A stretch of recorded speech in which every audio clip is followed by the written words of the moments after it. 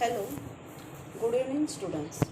Today is 26th Feb 2021. Today is Thursday. So, in our English lecture, we will learn the fifth lesson of the fourth unit and it is on page number 97. So, all of you open page number 97. 4.5 A book renew George's secret key to the universe. First, I am going to read the page. All of you listen carefully. George's dad is an ardent environmentalist. In fact, both his parents are convinced that modern inventions of science and technology have caused a lot of damage on the earth. They are committed to the cause of saving the planet. They use a bicycle instead of a car. There is a ban on a TV and computers in their house. They don't buy things like bread and biscuits. They eat only vegetarian and home cooked food. They even use candles to light the house to avoid using electricity. Poor George has to suffer a lot of jeering and ridicule from his friends because of all this. Actually, George doesn't think that either the TV or the computer is a bad thing. He has tried to tell his parents that it's possible to save the earth using the computers and the internet. But no, in their house, there can't be any discussion on that issue. George always likes to know why, but who is to answer his questions? His parents think that he is still too young to understand global issues. One day, however, George unexpectedly acquires, acquires a new friend and next door neighbor, Annie. Annie's father, Eric, a brilliant scientist and ever willing to answer all the George's questions. Eric has built a super intelligent computer named Cosmos. Cosmos has incredible powers. It can literally open windows on the universe and take you to any planet, star, comet, and even to a black hole. And of course, Cosmos can also bring you back from there. However, Cosmos depends entirely on the information that is fed into it by people like Eric, who do the research and thinking that can make Cosmos work. Science can be used for a good cause, and a group of good scientists like Eric have vowed to use it for people's welfare. Unfortunately, there is one odd angry scientist who wants to use science for his own selfish motives. He is planning to steal Cosmos and all of Eric's research so that he can establish his own rule on another planet. It so happens that only George can do something to overcome the wicked plans of the hasty scientist. If you want to know what adventures he undertakes and what strategies he has to use to stop the power hungry scientist, you have to read the novel George's Secret Key to the Universe. An author of this wonderful adventure is Lucy Hawking. The story of the novel is imaginary, but it also includes plenty of charts, photographs, boxes, and give you hard facts about our solar system, galaxies, space, and the whole universe. This information has been presented in a very simple, easy to understand manner by none other than Stephen Hawking, who is said to be one of the greatest scientists of our times. His achievements are all the more astounding as he is victim of many physical ailments. He has to use a wheelchair to move about and uses a computerized voice system in order to speak. The story of Stephen Hawkins, the story of Hawkins' triumph over his physical disabilities is itself an inspiring adventure. The book includes very attractive and expressive sketches drawn by Gary Parsons. It is true that excessive use of science and technology can give rise to certain problems, but turning away from technology is not the solution.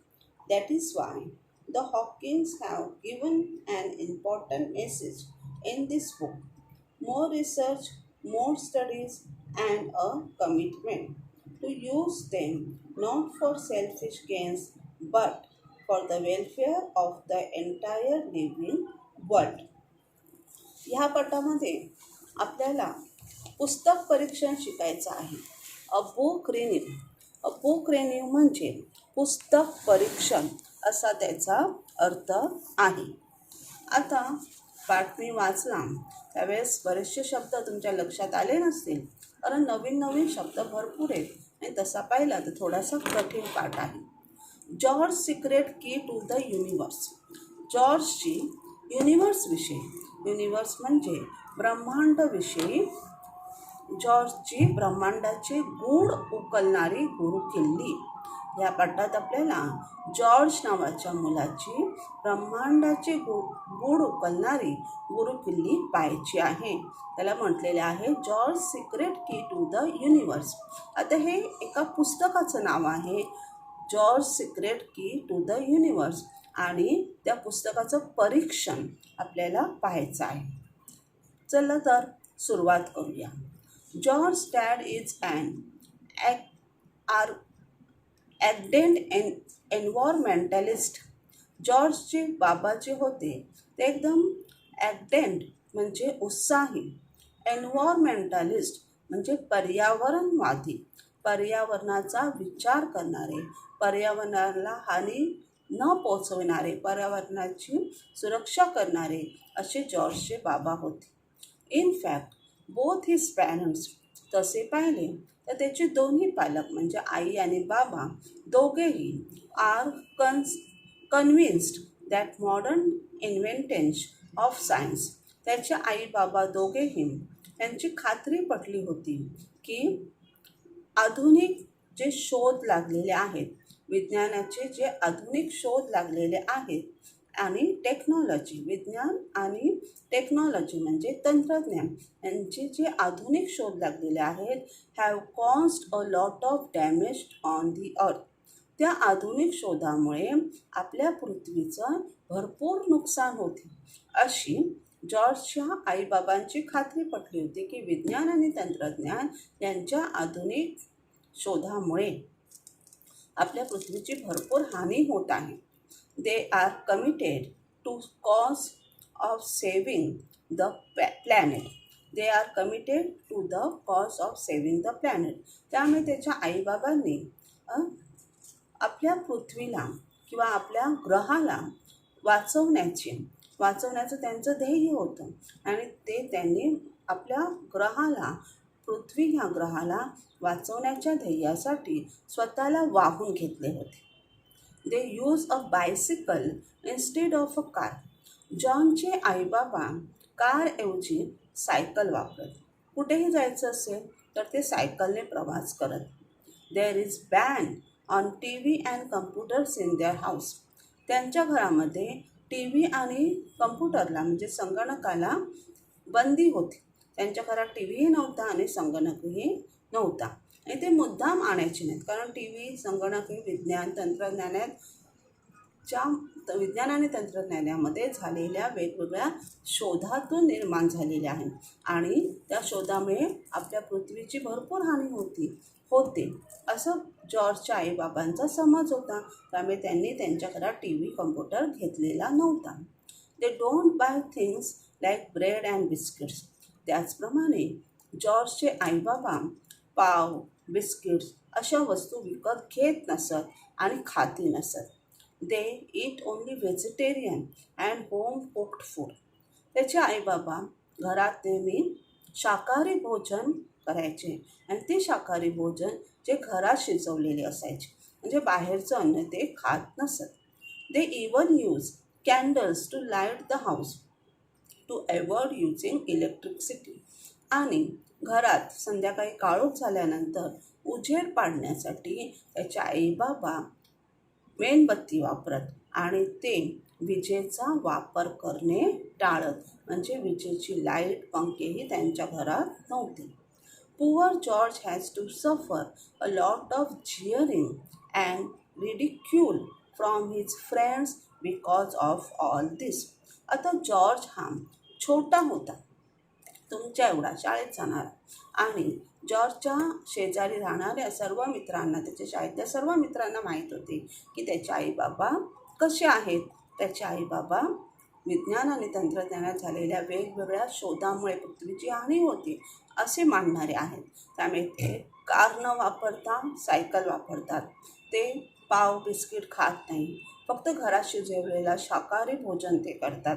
त्याचप्रमाणे ते वीज वापरत नाही, त्यांच्या घरात light, पंखे नाहीत, ते मेणबत्तीचा वापर करतात. अशा प्रकारे ह्या सगळ्या गोष्टी त्याच्या मित्रांना माहीत होत्या आणि त्यामुळे त्याचे मित्र त्याची टिंगलटवाळी करत, त्याचा उपहास करत, त्याला चिडवत आणि जॉर्जला ते सर्व सहन करावे लागत असे आपल्या आईवडिलांसाठी. Actually George doesn't think that either the TV or the computer is a bad thing. तसे पाहिले तर जॉर्जला अजिबात वाटत नव्हते की TV किंवा संगणक ही वाईट गोष्ट आहे, असे जॉर्जला अजिबात वाटत नव्हते. He has tried to tell his parents that it's possible to save the earth using the computers and the internet. त्याने त्याच्या पालकांना सांगण्याचा खूप प्रयत्न केला की संगणक आणि इंटरनेट, म्हणजे आपलं हे जे संगणक आणि इंटरनेट यांचा उपयोग करून आपण आपल्या पृथ्वीला वाचवू शकतो, हे सांगण्याचा जॉर्जने त्याच्या आईवडिलांना खूप प्रयत्न केला. But no, in their house there can't be any discussion on that issue. परंतु त्यांच्या घरात त्या इश्यूवर, त्या वादग्रस्त प्रश्नावर कोणत्याच प्रकारची चर्चा करायची नाही असं ठरलं होतं. आणि ज्याप्रमाणे आईबाबा वागत होते त्याचप्रमाणे जॉर्जलाही वागणे भाग होते. George always likes to know why. जॉर्जला नेहमी वाटायचं की असं का आपण कार असताना सायकल वापरायची, का आपण विजेचा उपयोग करायचा नाही, का आपण TV, संगणक, इंटरनेट वापरायचं नाही. त्याला नेहमी प्रश्न पडत असेल. His parents think that he is still too young to understand global issues. पण त्याच्या प्रश्नांची उत्तरे कोण देणार? कारण त्याला बरेच प्रश्न असायचे. त्याच्या प्रश्नांची उत्तरे कोण देणार? त्याचे आईबाबांना वाटत असे की जॉर्ज ग्लोबल इश्यूवर, म्हणजे जागतिक समस्येवर विचार करण्यासाठी किंवा जागतिक समस्या समजून घेण्यासाठी अजून खूप लहान आहे. जसा जसा तो मोठा होईल त्याला जागतिक समस्येचे भान येईल किंवा त्याविषयी माहिती होईल. One day, however, George unexpectedly acquires a new friend and next door neighbor, Annie. एके दिवशी सकाळी जॉर्जला अनपेक्षितपणे त्याच्या शेजारी एक नवीन मुलगी राहायला आलेली दिसते. एक नवीन मुलगी त्याच्या शेजारी सकाळी राहायला आलेली जॉर्जला दिसते आणि ती अनपेक्षितपणे, जॉर्जला माहीत नव्हतं की ती येणार आहे आणि ती त्याची मैत्रीण होती, साधारण त्याच्याच वयाची असते. Annie's father Eric, a brilliant scientist, आता ॲनीचे जे बाबा असतात त्यांचे नाव असते एरिक आणि ते एक बुद्धिमान शास्त्रज्ञ असतात and ever willing to answer all the George questions. आणि जॉर्जला जे वेगवेगळे प्रश्न पडायचे त्याची उत्तरं त्याला त्याच्या आईवडिलांकडून मिळत नसत, त्या सर्व प्रश्नांची उत्तरं देण्यासाठी ॲनीचे बाबा एरिक सदैव तयार असत. Eric has built a super intelligent computer named Cosmos. आता एरिक जे होते ते एक बुद्धिमान शास्त्रज्ञ होते आणि त्यांनी एक खूप छान खूप मोठा अतिशय विद्वान बुद्धिमान असा कम्प्युटरची संगणकाची निर्मिती केली होती. त्याचे नाव त्यांनी ठेवले होते Cosmos. Cosmos has incredible powers. आता त्या कॉस्मॉसमध्ये विलक्षण क्षमता होती, इन्क्रेडिबल पॉवर्स होते. It can literally open Windows on the universe. आता कॉस्मॉस हा जो संगणक होता तो ब्रह्मांडाचे अक्षरशः खिडक्या उघडत असे. ब्रह्मांडाची खिडक्या उघडत असे म्हणजे त्या संगणकातून कॉस्मॉसमधून ब्रह्मांडाविषयी भरपूर माहिती मिळत असे. And take you to any planet. आणि ब्रह्मांडाविषयी कोणत्याही ग्रहावर तो कॉस्मॉस हा संगणक आपल्याला घेऊन जाऊ शकत असेल. म्हणजे प्रत्यक्षात त्या संगणकावर बसून आपण कोणत्याही ग्रहावर जाऊ शकत नाही, तर त्या संगणकातून आपल्याला ब्रह्मांडाविषयी भरपूर माहिती मिळत असेल. कोणत्याही विंडो आपण ओपन केली तर कोणत्याही ग्रहाची माहिती हवी असेल ती त्या कॉस्मॉस संगणकाद्वारे आपल्याला मिळू शकत होती. त्याचप्रमाणे star, comet and even to a black hole. त्याचप्रमाणे वेगवेगळे तारे, कमेट म्हणजे धूमकेतू आणि कृष्णविवरावरही तो संगणक आपल्याला घेऊन जात असे. म्हणजे त्या सर्वांची माहिती त्या संगणकातून मिळत असे. And of course Cosmos can also bring you back from there. आणि सर्व माहिती घेऊन तो कॉस्मॉस आपल्याला परत तिथून घेऊन येत असेल. म्हणजे आपण घरी बसल्या बसल्या त्या संगणकातून कॉस्मॉसवरून ब्रह्मांडावर फिरून येऊ शकत असू. ब्रह्मांडावरील कोणत्या ग्रहावर जाऊन तिकडची सर्व माहिती आपण गोळा करू शकत असू. त्याचप्रमाणे वेगवेगळे तारे, धूमकेतू, कृष्णविवरावरही आपण जाऊन येऊ शकत असू. म्हणजे इतकी माहिती त्या कॉस्मॉसमध्ये होती. However, cosmos depends entirely on the information that is fed into it by people like Eric. आता तसे पाहिले तर कॉस्मॉस हा एक संगणक होता, एक तंत्रज्ञान होतं ते. आणि तो पूर्णपणे कशावर डिपेंड असेल, कशावर तो अवलंबून असेल, तर एरिक नावाच्या विद्वान शास्त्रज्ञांनी किंवा एरिकसारख्या विद्वान शास्त्रज्ञांनी त्याच्यात भरलेल्या माहितीवर कॉस्मॉस हा संगणक पूर्णपणे अवलंबून असेल. Who do the research and thinking that can make Cosmos work. आणि एरिकसारखे शास्त्रज्ञ वेगवेगळे रिसर्च करत, संशोधन करत आणि ते विचार करत की आपण कॉस्मॉसचे काम कसे पुढे वाढवावे, कशी त्यामध्ये प्रगती करावी, त्याविषयी ते शास्त्रज्ञ एरिकसारखे सदैव विचारात असत. Science can be used for good cause and a group of good scientists like Eric have vowed to use it for people's welfare. आता विज्ञानामध्ये होणारी जी प्रगती आहे ती चांगल्या कामासाठी सुद्धा आपण वापरू शकतो. आणि एरिकसारखे जे चांगले शास्त्रज्ञ होते त्यांचा जो गट होता त्यांनी अशी शपथ घेतली होती की लोकांच्या भल्यासाठी, लोकांच्या कल्याणासाठी आम्ही ह्या विज्ञानाचा उपयोग करू. विज्ञानामध्ये होणारी जी प्रगती आहे त्याचा उपयोग आपण लोककल्याणासाठी करू. Unfortunately there is one odd angry scientist. आणि दुर्दैवाने पाहिले तर त्यांच्यामध्ये एक असा विचित्र उग्र असा शास्त्रज्ञ होता, एक असा विचित्र उग्र शास्त्रज्ञ होता. who wants to use science for his own selfish motives. तो शास्त्रज्ञ जरा विचित्र होता आणि त्याला विज्ञानामध्ये होणारी जी प्रगती होती त्याचा उपयोग स्वतःच्या स्वार्थी स्वतःची स्वार्थी उद्दिष्टे साध्य करण्यासाठी करायचा होता. He is planning to steal Cosmos. आणि त्या विचित्र शास्त्रज्ञाने असे ठरवले होते की आपण काय करायचं, तो कॉस्मॉस जो आहे तो चोरून घ्यायचा. And all of Eric's research so that. आणि कॉस्मॉस फक्त चोरायचा नाही, तर कॉस्मॉसमध्ये एरिकने जे जे संशोधन केलेले आहे ते सर्व आपण चोरायचे. So that he can establish his own rule on other planet. आणि हे सर्व करून म्हणजे कॉस्मॉस आणि एरिकचे संशोधन सोडून दुसऱ्या ग्रहावर आपण आपली सत्ता प्रस्थापित करायची असे त्या विचित्र शास्त्रज्ञाने ठरवले. It so happens that only George can do something. आणि हे न घडण्यासाठी, कॉस्मॉसची चोरी न होण्यासाठी, कॉस्मॉसमधील संशोधनाची चोरी न होण्यासाठी फक्त जॉर्जच काहीतरी करू शकत होता. To overcome the wicked plans of the hasty scientist.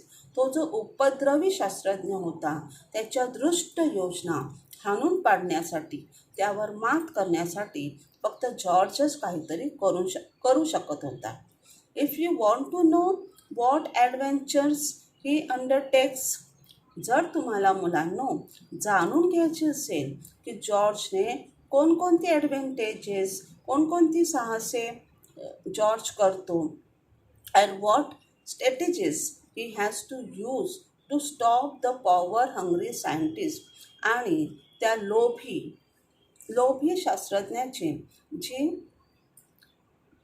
लोभी शास्त्रज्ञाला जे जे हवे होते ते सर्व त्याला न मिळण्यासाठी जॉर्ज काय काय डावपेच रचतो हे जर तुम्हाला जाणून घ्यायचं असेल, you have to read the novel. तर तुम्हाला हे पुस्तक वाचावं लागेल. या पुस्तकाचे नाव आहे George secret key to the universe. म्हणजे ब्रह्मांडाचे गूढ उकलणारी जॉर्जची गुरुकिल्ली. ब्रह्मांडाची गूढ उकलणारी जॉर्जची गुरुकिल्ली हे पुस्तक तुम्हाला वाचावे लागेल. त्या पुस्तकात सविस्तर दिलेले आहे की त्या दुष्ट शास्त्रज्ञाचा डाव हाणून पाडण्यासाठी जॉर्जने काय काय केले, कोणकोणते डावपेच रचले. आता हे पुस्तक जॉर्जने लिहिले आहे का, तर नाही. हे पुस्तक लिहिले आहे एका लेखिकेने. The author of this wonderful adventure is Lucy Hawking. ह्या सुंदर पुस्तकाचे लिखाण केलेलं आहे, लेखिका आहे Lucy Hawking. The story of the novel is imaginary. ह्या नॉवेलची म्हणजे ह्या काय म्हणतो आपण, ह्या पुस्तकाची जी स्टोरी आहे, गोष्ट आहे ती इमॅजिनरी आहे म्हणजे काल्पनिक आहे. But it also includes plenty of charts. परंतु ह्या पुस्तकात भरपूर चार्ट्सचा उपयोग केलेला आहे, फोटोग्राफ्सचा उपयोग केलेला आहे, छायाचित्रांचा उपयोग केलेला आहे, boxes that give you hard facts. वेगवेगळ्या बॉक्सेसचा उपयोग केलेला आहे ज्याच्याकडून तुम्हाला माहितीपूर्ण चौकटीचा उपयोग केलेला आहे अबाउट आवर सोलर सिस्टम. या पुस्तकामध्ये फक्त काल्पनिक गोष्ट नाही, तर वेगवेगळे तक्ते आहेत, फोटोग्राफ्स आहेत, माहितीपूर्ण चौकट आहेत. कशाविषयी, तर आपल्या सोलर सिस्टमविषयी, आपल्या सूर्यमालेविषयी, आपल्या गॅलेक्सीविषयी, गॅलेक्सी म्हणजे आकाशगंगेविषयी, स्पेस म्हणजे अवकाशाविषयी, अँड द होल युनिवर्स आणि पूर्ण ब्रह्मांडाविषयी. This information has been presented in a very simple, easy to understand manner by none other than Stephen Hawking, who is said to be. आता ही जी सर्व माहिती आहे ती कशा प्रकारे सादर केली ह्या पुस्तकात, तर अगदी सोप्या साध्या भाषेत, म्हणजे सोपी साधी भाषा आहे जी आपल्याला समजायला एकदम सोपी आहे. आणि त्याविषयी दुसरे जे महान लेखक आहेत स्टीफन हॉकिन्स म्हणजे लुसी हॉकिंगचे पती, हे म्हणतात त्या पुस्तकाविषयी to be one of the greatest scientist of our times. जे स्टीफन हॉकिन्स होते, जे त्यांच्या वेळेत महान सर्वात महान असे कोण होते? शास्त्रज्ञ होते. ते म्हणतायत त्या पुस्तकाची स्तुती करतायत. His achievements are all the more astounding as he is a victim of many physical elements. आता हे जे होते स्टीफन हॉकिन्स, त्यांना भरपूर शारीरिक दुखणी होती आणि भरपूर शारीरिक दुखण्याने ते ग्रस्त होते. आणि त्याशिवाय ते शास्त्रज्ञ होते. त्यांनी जे यश मिळवलं त्या यश मिळवण्यामध्ये आणखीनच थक्क करणारी गोष्ट म्हणजे ते शारीरिक दुखण्याने ग्रस्त होते. He has to use a wheelchair. ते व्हीलचेअरचा उपयोग करायचे. व्हीलचेअर तुम्हाला माहिती आहे, त्या खुर्चीला अशी चाक असतात. ज्या माणसांना व्यवस्थित चालता येत नाही, ज्यांना आपल्या पायाचा उपयोग करता येत नाही, त्यांना खुर्चीवर बसून चाक असलेल्या खुर्चीवर बसून ते आपला प्रवास करू शकतात किंवा इथे तिथे जाऊ शकतात. त्यांना जायचं असेल तिथे अशा व्हीलचेअरवर ते बसायचे, म्हणजे त्यांचे पाय कामातून गेले होते. टू मूव्ह, हालचाल करण्यासाठी त्यांना व्हीलचेअरचा उपयोग करावा लागायचा. About and uses a computerise voice system in order to speak. फक्त पायाने ते अपंग नव्हते, तर त्यांना बोलताही येत नव्हतं, तर ते कम्प्युटराइज म्हणजे संगणकीय ध्वनी योजनेचा उपयोग करायचे बोलण्यासाठी. The story of Stephen Hawkins triumph over his physical disabilities is itself and inspiring adventures. आता हे जे स्टीफन हॉकिन्स होते, त्यांची जी गोष्ट आहे, त्यांची पूर्ण गाथा त्यांच्या शारीरिक विकलांगतेवर अवलंबून असली तरी ती आपल्याला प्रेरणादायक साहसी अशी कथा आहे. The book includes very attractive and expressive sketches. त्या जॉर्जच्या पुस्तकामध्ये खूपच आकर्षक आणि एक्सप्रेसिव्ह म्हणजे बोलकी असे स्केचेस आहेत, रेखाचित्र आहेत. Drawn by Gary Parson. ही रेखाचित्र आणि आकर्षक आणि बोलकी रेखाचित्र कोणी काढली आहेत?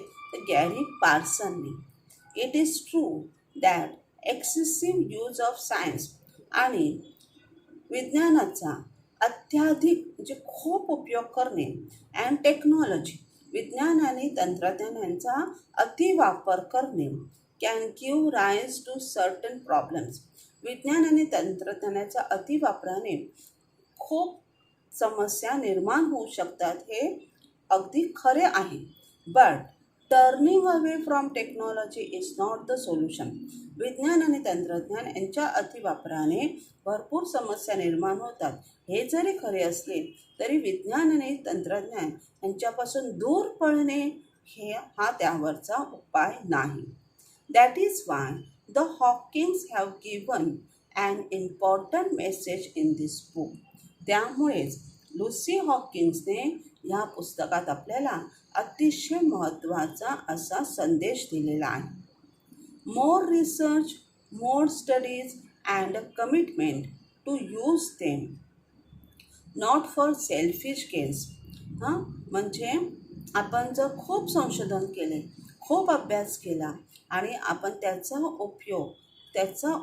वापर जर आपण स्वतःच्या स्वार्थासाठी, स्वतःच्या फायद्यासाठी नाही केला, लोककल्याणासाठी केला, but for the welfare of the entire living world, जगातील संपूर्ण सजीव सृष्टीला, जगातील सगळ्या सजीव सृष्टीला त्याचा उपयोग होईल, त्या जगातील सर्व सजीव सृष्टीचं कल्याण होईल, त्यासाठी आपण आपल्या भरपूर संशोधनाचा, भरपूर अभ्यासाचा आपण जो वापर केला तर ही चांगली गोष्ट आहे, असा संदेश George secret key to the universe, जॉर्जचे ब्रह्मांडाविषयीची जी कुरुकुल्ली आहे, ह्या पुस्तकातून आपल्याला लुसी हॉकिंगने दिलेला आहे. आणि मुलांनो, इथेच आपला हा धडा संपत आहे. तुम्हाला पेज नंबर 97, 98 आणि 99 शांतपणे लक्षपूर्वक वाचायचे आहे, जेणेकरून तुम्हाला धडा अधिक चांगला समजेल. त्याशिवाय मी जो घरचा अभ्यास पाठवते तो सुद्धा लिहून मला फोटो पाठवायचे आहे. ठीक आहे. आणि सुरुवातीला मी आजची तारीख तुम्हाला 26 सांगितली, ती चुकून सांगते. आज तारीख आहे 25 फेब. Okay, bye.